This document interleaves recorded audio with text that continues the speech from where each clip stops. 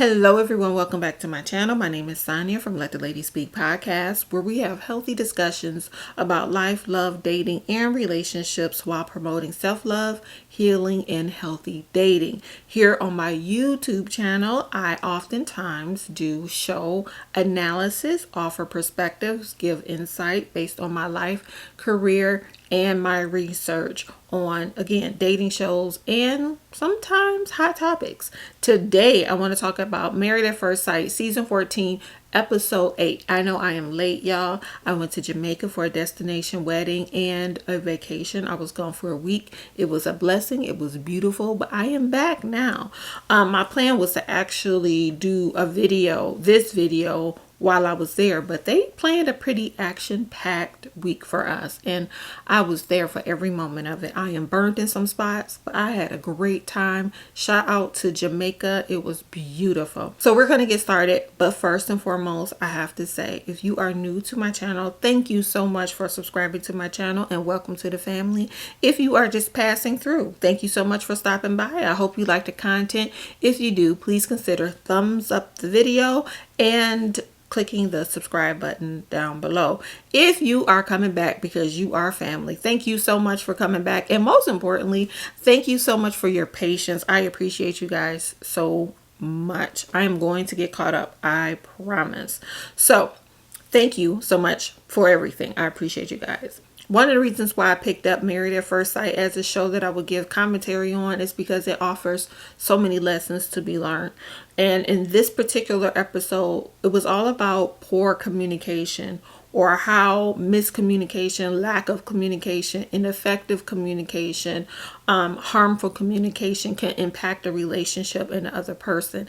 And so many things in this episode could have gone a different way had people just used their words. And if people had just listened to what was actually being said and really took the time to understand what was being said. Like, comprehension is very important, and I don't mean that in a mean way. I just mean sometimes we hear what we want to hear, but we're not really listening to what is being said, and that can change the impact or the outcome of situations, and we saw that. So let's start with Steve and Noi. I think the biggest challenges with those two are communication, compromise, and maturity in different ways. I think if they can work on those areas or get help in those areas, it would benefit them. I don't think they're really listening to one another. I think they hear what the person says, but they're not listening and they're not trying to understand. And I wonder how much they're really trying to get to know one another. I see Noi kind of living in her own world, and she just thinks things are supposed to play out this way. I don't think she's landed. She's not grounded. And I think Steve has just decided that this is the life I want for myself.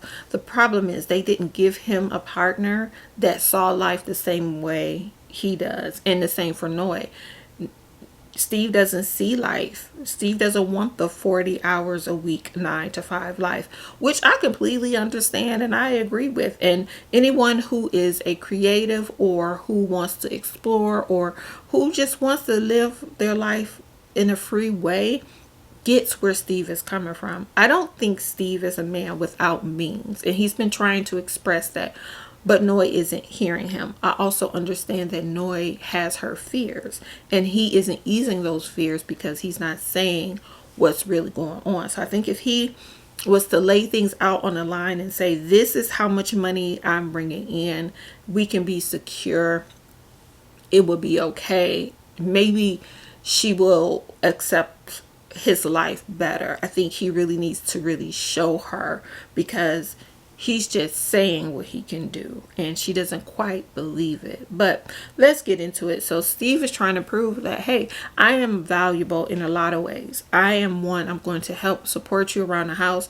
Steve gets up, he cooks breakfast, Noi's doing her work, and he's asking her about work. He's being engaging, and he says he does a lot of the domestic work around the house because he isn't working all the time. And honestly, I don't see anything wrong with that if it works okay for you. I think the problem with the two of them is that they don't see life the same and they don't see relationships the same. That's kind of the problem with getting married at first sight. You don't know what you're going to get. But I am surprised that they weren't I'm not surprised, but they should have probably been matched with someone who has common life goals and life aspirations, like some core values. They both value family, but I don't think as far as lifestyle goes, they don't value the same things. Steve values freedom. Noi values structure, right? And so that is gonna clash. So he's doing his thing. He's cooking, and they're talking.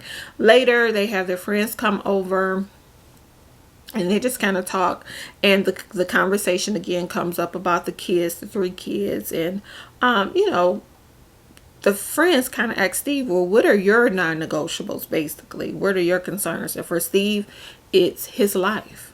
It's his lifestyle. He didn't say that, but that's basically what he's saying. I want freedom. I don't want to go back to a 9 to 5. That's not what I want to do. I can take care of us. And it's funny, when I watched it last week, I didn't hear him say us. I heard him say him. And so my notes for last week was he can't be selfish. But when I rewatched it, he actually did say us. So for Steve, it's like, I'll make sure we're okay. And I don't think Noi gets that. But Steve has to prove that as well. It's just not properly communicated. And then the friends were kind of like, well, Steve, she didn't think that she would have to care for a person financially. Basically, she's not trying to be the primary breadwinner. But that's not what Steve wants. Steve just wants space to be his creative self. He wants space to be able to travel. He wants room. He wants his freedom. That's it. He just does not want the status quo, right?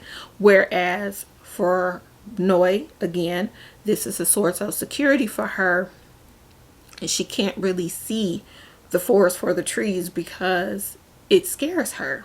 And it's scaring Steve that he may have to compromise there. And he said, this is not something I want to compromise on. And I don't blame them. The bottom line is, I feel like they were poorly matched in that area, because those things are important to the both of them. It's important to the both of them that they have a certain life that offers them security. He feels secure and safe in his freedom. He feels like himself. He's evolving into the person that he wants to be. She needs security because she's gone through the struggles that she's gone through. Neither one of them are wrong. They didn't choose each other. And I think that's another thing. Sometimes we watch the show through the lens of, these are people who chose each other who are trying to make it work. No, these are people who chose a process. Other people chose them, and they're trying to make it work. I didn't decide on a person who didn't have the same life goals as I had. I decided to get married, and there's a difference there. So I do feel for them. But at the end of the day, they're going to have to decide if this marriage is something that they want, and where they're willing to compromise, where they're willing to meet in the middle, right? What I find to be very unfortunate, though, for Noi, is that Steve, you can tell, is well off. Steve is not in lack, okay? You can tell he's a very resourceful man, and you can tell he's well off. And she's going to miss that security because she needs it to look a certain way. But that is her right, because it speaks to her and her fear. And if he doesn't communicate to her what really is going on and what kind of security he can offer her, she has a right to her feelings. So, that's kind of the problem with those two. So later on, Noodlegate happened. And I'm not quite clear about what happened with these noodles. Did she overcook the noodles, or did she not put the noodles in the water? Were they soggy because they were soaking, or were they soggy because they were overcooked? Like, I don't know. I couldn't get it. But anyway, so Steve was excited that Noi was cooking for him, because he's been doing all of the cooking, because he wants to show, I can be domestic. Like, you won't have to worry about nothing. You can just work your 9 to 5. I can make money and take care of the house, right? Which would be good for their children. Steve, makes a comment. Nothing snob about it. And Noi got upset. And then Noi just leaves, right?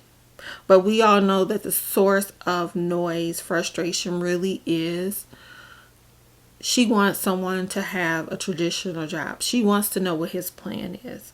And I just wish they would compromise and meet in the middle there.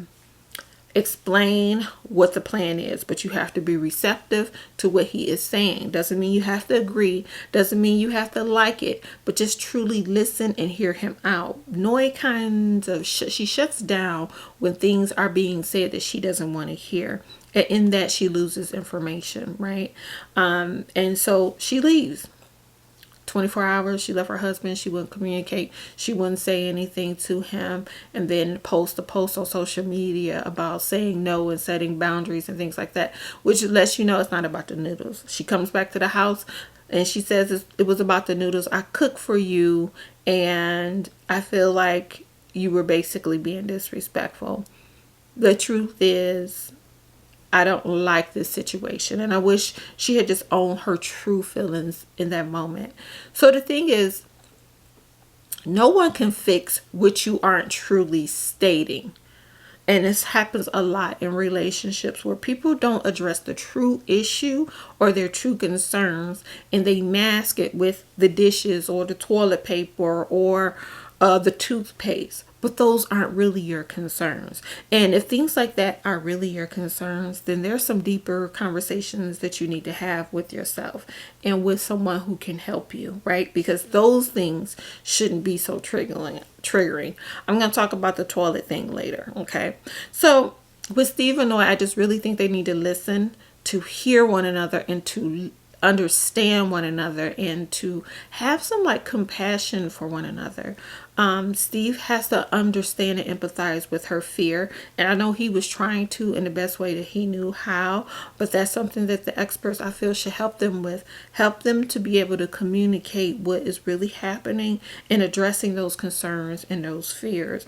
People don't want to lose themselves in a relationship. That is big, especially now. Before, it's like, okay, we come together.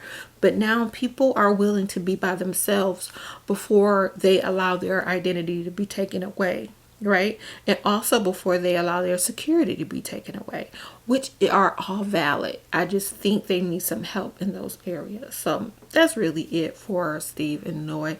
Noi, don't spend a night outside your house again over noodles, okay? Say what's really going on and try to work through it. So next up, we have Mark and Lindsay. And I believe their biggest issues are trust, communication, boundaries, and just respect. You know, there needs to be some respect there. So Mark, they start off their day with Mark getting some kind of food put in his mouth, not knowing what it is, because Lindsay wants to culture him. Her and Elijah want to have that bad where they're trying to prove themselves to the person by showing them what they can teach that person and explore. Like, there isn't anything wrong with wanting to allow your partner to experience your life, you know, or experience new things or learn new things or teach your partner new things. Like, that's one of the best parts of being in a relationship and having a partnership, is learning and growing with your partner. But you have to remember that your partner is still a human being, and you have to respect their boundaries, and you have to do a pace and a process that's comfortable for them. And then you also have to check your motives. Why are you really doing this? Are you doing this to really culture this person or allow this person into your world and experience things, or are you doing these things so that you can seem valuable to that person and to cover up your own insecurities, right? Which is the latter for the two, I believe. So your motives are your intent motives. They are all very important when you're like jumping out on a limb, but you all also have to remember to respect the person that you're with. So Mark and Lindsay later have the housewarming. The family comes over, and Lindsay focuses on Mark, which I know they have to ask about their partner with the friends and family, but her way of doing it is to always make it seem like Mark is just a problem. Lindsay has a huge problem with accountability. She will not take accountability and responsibility for her own actions. She focuses on the other person versus herself. So that's a concern I have. She's right. Mark is the go-to guy, and he does need to learn how to take care of himself, but she also wants him to be very present for herself. And she's not saying that to him. She's not saying what she really wants and what her concerns really are. But she is hell-bent on letting everybody know where Mark's shortcomings and problems are. We saw that when she talked with Dr. Kyle. She didn't want to acknowledge anything going on with her. She wanted to keep it on. Let's keep this on Mark, where the issues in their relationship are primarily her issues. Not saying that he doesn't have his own, but she's the primary issue in their relationship. So Mark asks the friends, okay, how do I deal with her? And the friend's advice was, you have to kind of speak up in that moment, which kind of backfires later because of what happened at the bowling alley. I feel like with those two, the primary issues are, again, they need help properly communicating. Lindsay needs some boundaries. Mark needs to set some boundaries. He needs to communicate. And he needs to know when to communicate to Lindsay. With the understanding that things may not sink in, but then it's up to him to say, this is the line for me. So you can control yourself. You can't control the other person, but you can say, this is the line for me. And if you need to remove yourself, then remove yourself. You know, you have to do what you have to do to protect your space and your peace. He doesn't want to engage in certain conversations with her because he doesn't want it to be an argument. But at the same time, his voice gets lost and his needs and desires and concerns don't get met. And that's where the challenge is for those two. And I hope he does eventually find his voice. But I really think Mark has checked out. Lindsay has to learn to respect Mark. She has to learn to respect her husband, period. If you don't respect your mate, where does your relationship go from there? You know, it shows a lack of respect for yourself too, because your mate is an extension of you. And if you don't see them as being valuable or worth being respected, what does that say about you, right? Why would you want to be there? Why would you want to stay? And that's me saying it with the understanding that they didn't choose each other, but just basic human being dealing with one another, you can respect a person. And Lindsay is extremely disrespectful in my opinion. So next up we have Ola and Katina, and Ola is making breakfast for his wife, which you should be doing, Ola, because it's about partnership, right? I heard about you. We're gonna talk about episode 9 when I get on that video. Anyway, he's making breakfast for his wife, and later he meets with his friend Jeff. I really like Jeff. I feel like Jeff is a good friend. Jeff has Ola's best interest at heart. He really cares for him from what I can see, and he always gives him great sound advice, and he seems to know him well. He told Ola to get out your head and stop thinking so much, and your expectations are too high and unrealistic, essentially is what he was saying. But he gives him great sound advice. He gives Katina great advice regarding Ola as well. The problem is Ola has to do a lot of work. And he has to do that work himself. So I think everybody's just been kind of ignoring his behavior and saying that's just him. The problem with that is it doesn't force him to get the tools to correct some of those behaviors. And that's where there's some need of some help. Some things will always be. Some things you can't change about yourself, but there are definitely areas where you can improve to manage them the best you can. And I think that is what he needs help with. But I like Jeff. Jeff gives great advice. Then Katina meets with her friend, and her friend brings up, again, how much Ola talks, and we all know he's hyperactive and he talks a lot, but also how he has never dated a black woman before in a serious relationship. And Katina came to his defense because Katina has a different understanding and perspective because that's her husband, and they talk about it. The friend, I think, had the challenge of thinking maybe he doesn't feel like or knows he's black. I don't feel like Ola has an issue with knowing he's a black man. I do believe, though, that he's had his challenges, okay? I would love to see his interaction with his mother. I feel like that's a big piece of the puzzle that we don't get to see. His mom, we don't get to see their relationship. I would like to see their relationship. I would like to know more about her to see where he got his understanding of women in a woman's role from. I'm curious about that. But I think he may have been challenged, which a lot of biracial people have had this challenge of, who do I identify as without excusing or excluding the one that I love? I think that may be a challenge for him. I think Isaac was created to protect himself, but also just to find an identity that he is comfortable with that can disguise all of these insecurities that he has. I said before, I think he has identity crisis. I think he doesn't want to deny his mom, who is white. I have a younger brother, my youngest brother. His dad is Irish white. His dad is fair, burns very easily, blonde hair, blue eyes. And all of my siblings, I'm the oldest of 7. All of my siblings, aside from him, are 2 to 3 shades darker than me. And he had his challenges. And so I can understand and I can empathize where Ola is having these problems, or where he has had these problems. And, he said that black women they weren't attracted to him. I honestly believe that probably was an issue, not because of his looks, but because of his behavior. And that's what Katina was trying to get her friend to understand. Basically, he grew up with his mom, and I don't know if he grew up in an all-white neighborhood. I'm not sure. But basically, how do you not deny who my mother is at the same time accept who the world sees me as? Like, that is huge. And I don't think people really understand that. That is really a struggle. And I believe that's a struggle for Ola, and always have been. I don't know how close his relationship with his father has been, or was, or his brothers, or like, there's just so many missing pieces. I think we need more information before we make a harsh judgment. I don't feel bad that he's never dated or dated seriously a black woman before, because he may not have been surrounded by black women. Like, my brother was only surrounded by black women. He had never dated a white woman before. So that's like a white woman saying, well, why don't you date white women?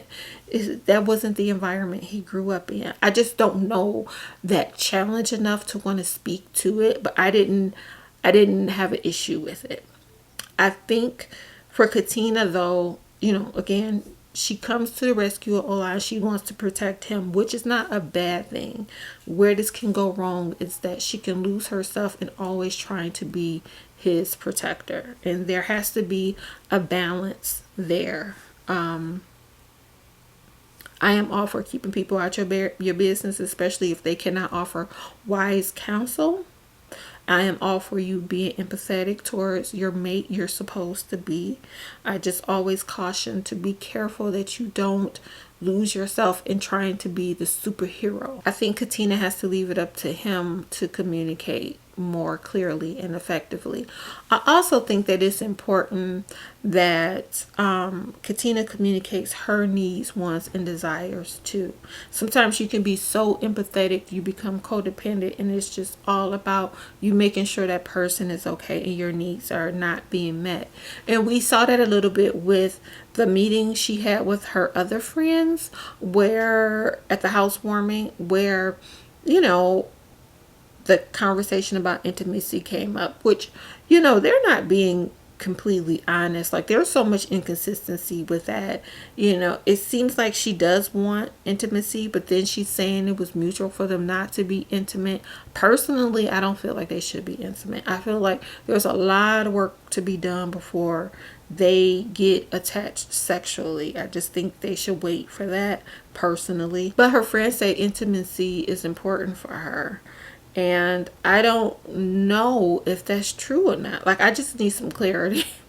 I need clarity, because it's back and forth, but the look on her face shows that it is, So I want Katina to tell her truth. I want her to communicate clearly. I want her to be honest. I don't think Katina is as weak as people thinks she is, as far as not speaking up for herself and things like that. But what I do think is happening is that she has a little of that strong woman syndrome. Like, I'm strong enough, I can handle things. And also, I feel like she is allowing her empathy to overtake the situation to the point where she's not expressing herself because she's worried about him. Like, don't forget about you and your concern about your partner. You are important as well. And I think that would be my message to her. Like, don't forget about you. You're important. But the friends said that they like Ola And you could tell that Ola has a good heart. Ola just has layers of issues. You know, I think there's the identity, there's the insecurity, there's the diagnosis. I don't think he may or may not be managing the best way that he should. It's just a lot going on. I think too, what would help them if they got a puppy. I think they need a dog. Ola needs someone else to focus his energy on, because he's going to focus everything on Katina, and his fears are brewing. His insecurities are brewing, and they're going to cause destruction if he doesn't find a way to balance all of that and get that under control. So I have concerns about them. I still love seeing them as a couple on TV, but I am not lost on there are some issues and they're getting worse, and someone needs to step in to kind of help, because he's terrified. He's afraid that he's not good enough. He's afraid that she won't like him. He's afraid that she's too good for him. Like, I feel like those are all of his fears, and they're starting to come into fruition. And when that happens, more projection happens, and so does abusive behavior. It shows up in a mighty way. So I feel like those things need to be addressed with those two. Next up, we have Jasmine and Mike. You know, Jasmine is not a morning person, and Mike be up at the break of dawn. Might just be up, ready to go. Katina's like, I am in this bed. I am tired. I have been up all night watching TV, and I am exhausted. Anyway, Mike goes and speaks to his sister, and Mike pretty much tries to get some different perspective. The sister gave great advice as far as what it's like to date someone with Katina's strong personality. The issue I have is Mike, according to what we saw, wasn't quite honest and straightforward about his role, what he had done in this process. It's like, Mike, you're missing some things, darling. You need to address those as well. But I do agree with the sister that, you know, Jasmina has a strong personality. Jasmina is scared. You know, she has that, again, strong, independent, you're not going to tell me anything kind of mentality. And that will make it a little tough for her to be more vulnerable, especially since, and this is the missing piece to the puzzle, he hasn't necessarily provided a safe environment, because he doesn't communicate with her in a respectful way, according to her. So I think that needs to be cleared up. And then Jasmina goes and talks to her friend, and her friend was like, well, you know, you are the same person.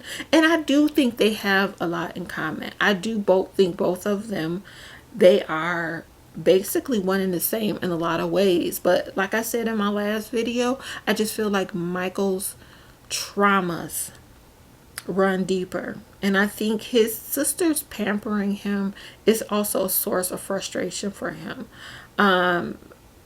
And they look at it as he can't handle anything, you know. But I think he feels like they treat me like I can't handle anything, and that's a problem. That's just the sense that I get. So the friend pretty much held a mirror up to Jasmina's face. And Jasmina pretty much ignored it. She pretty much ignored it.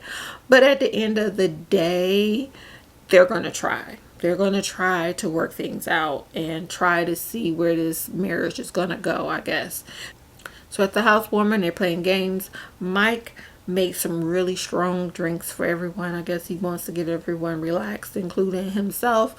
And they have a little competitive streak, and they played off each other with it, and it seemed to go over well.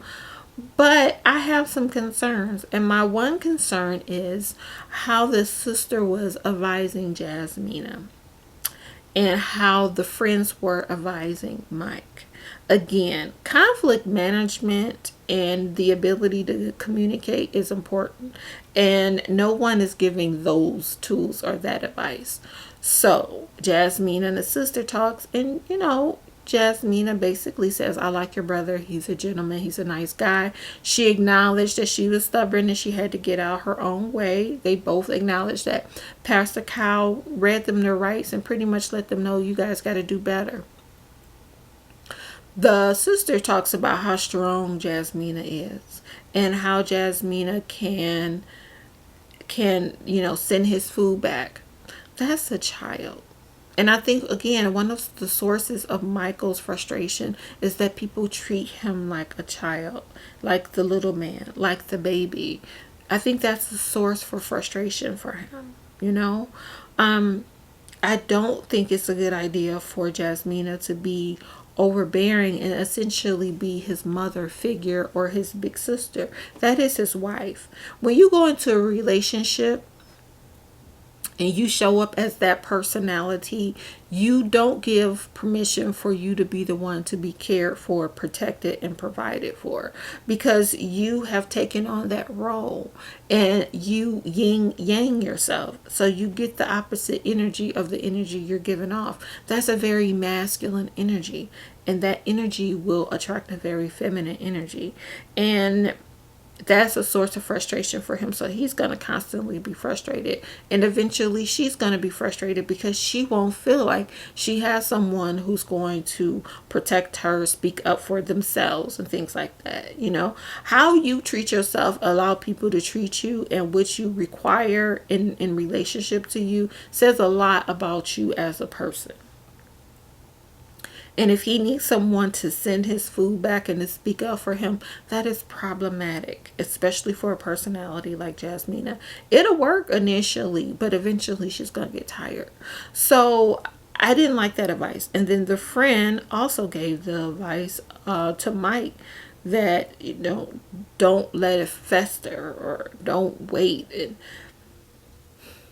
Jasmina has to be able to communicate clearly and concisely, right? Without wanting to be petty. Like, her wanting to be petty is a problem and an issue that she has to deal with, because you shouldn't want to be petty when you're dealing with your mate. If we're talking about having a mature, healthy relationship, there isn't a need or room for pettiness, you know?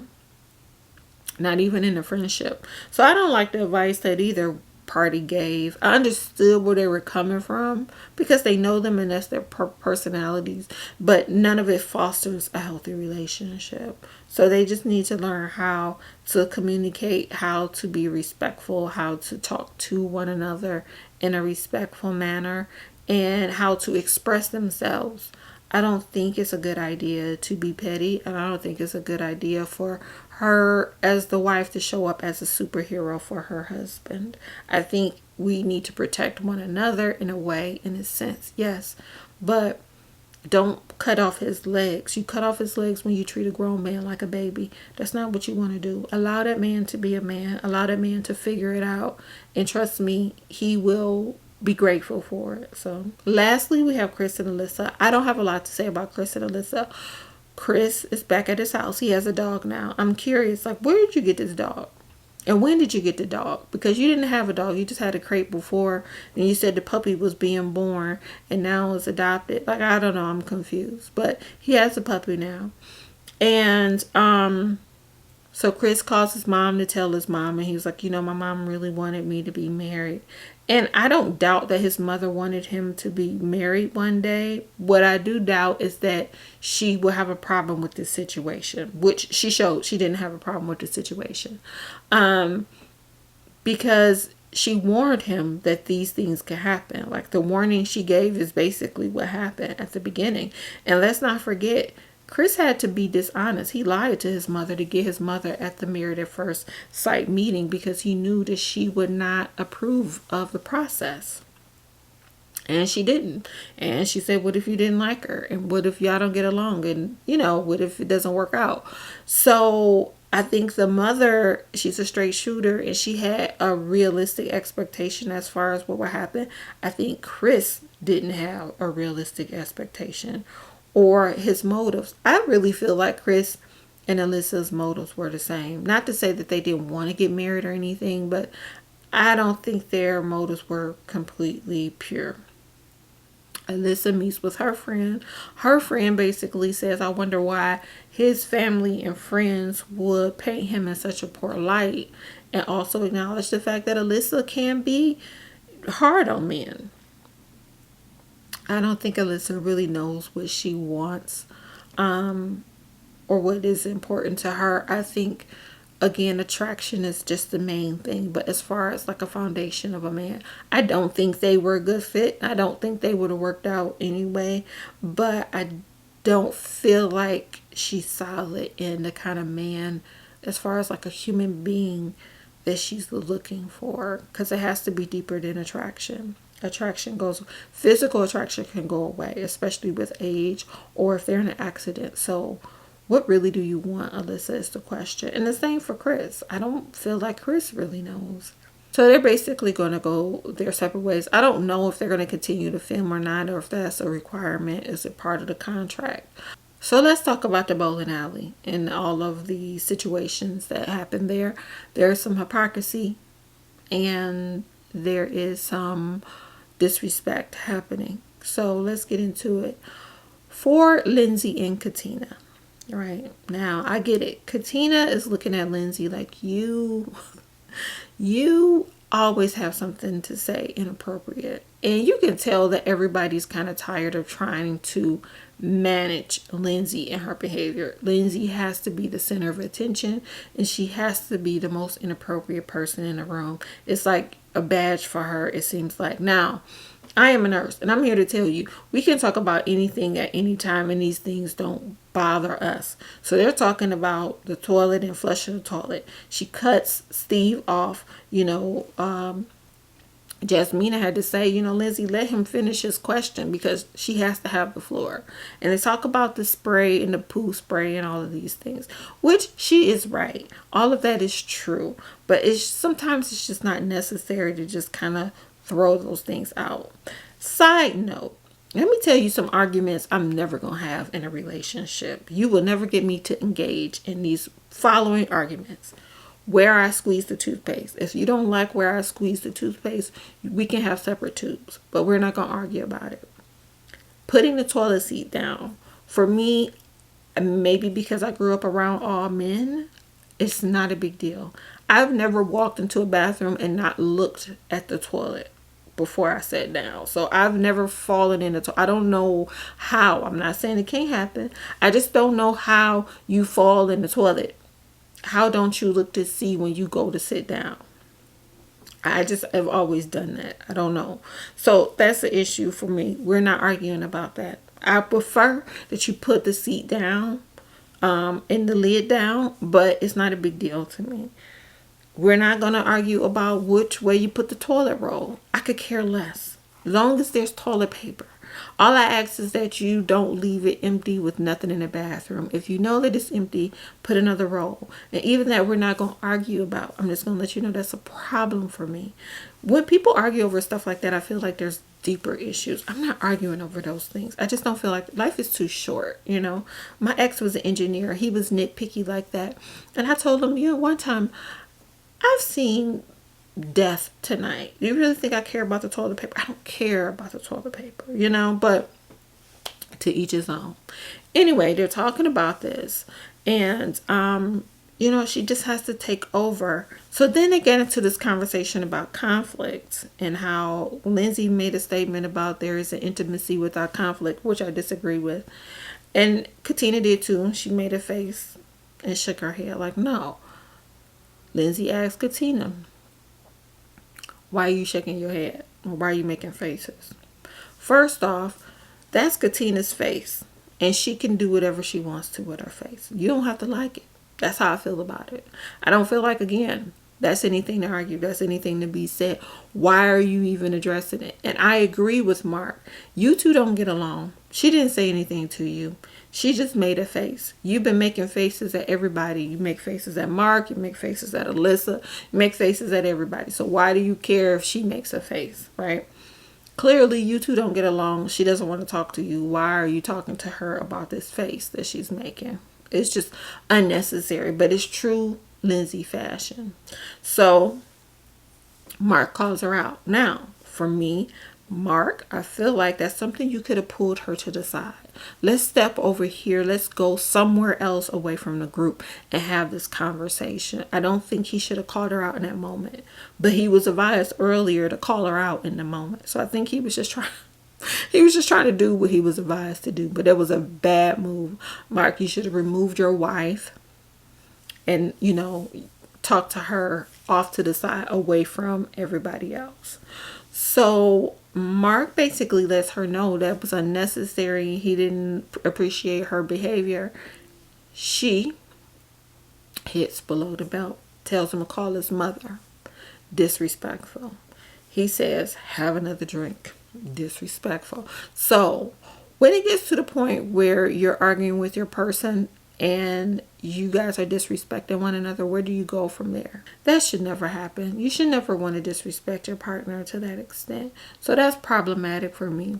And then also, you have the conversation that she was having in the bathroom where she decided to very loudly air all of his dirty laundry. So my question to Lindsay is, where does Mark need to come back from that?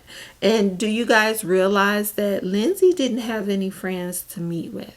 Lindsay doesn't know how to be a friend or how to be caring. Lindsay wants love and she wants someone to love. But Lindsay does not know how to have healthy love. She doesn't know what a healthy relationship looks like. She doesn't know about boundaries. She doesn't respect them. She crosses them constantly. She doesn't understand that it's important for her to be accountable and responsible for her own behavior and how her conduct impacts how people see her and how they want to interact with her. I think that's the problem with Lindsay. Lindsay needs to understand that you are disrespectful and you cross the line, and nothing about that is attractive and it's poor behavior.